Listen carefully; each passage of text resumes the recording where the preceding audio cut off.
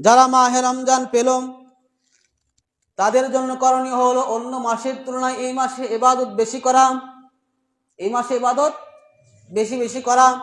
বিশেষ করে এই মাসের ইবাদতগুলোর ভিতরে একটা ইবাদত হলো, যেমন যারা তারাবির নামাজ আদায় করেন তারা তো আলহামদুলিল্লাহ তারা পড়েন।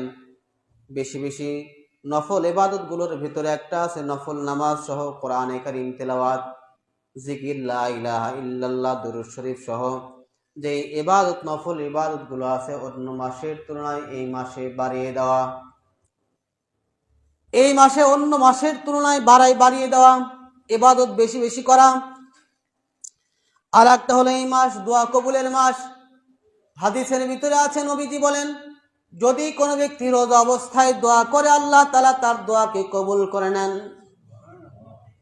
এজন্য এই মাসটা হলো দোয়া কবুলের মাস। দোয়া বেশি বেশি দোয়া করা। দোয়ার জন্য এমনও হতে পারে আপনি যদি মসজিদে নামাজের পরে দোয়া করেন তাও করতে পারেন। আপনি যদি চান তো বাইরে হাঁটতেছেন, কাজ করছেন, তাও আল্লাহর কাছে মনে মনে চাইতে পারেন।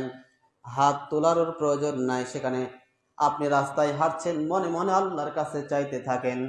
আপনি কাজ করছেন মনে মনে আল্লাহর কাছে চাইতে থাকেন। এখানে হাত তোলার প্রয়োজন নাই। হাত তোলার পরিবেশ থাকলে ভালো,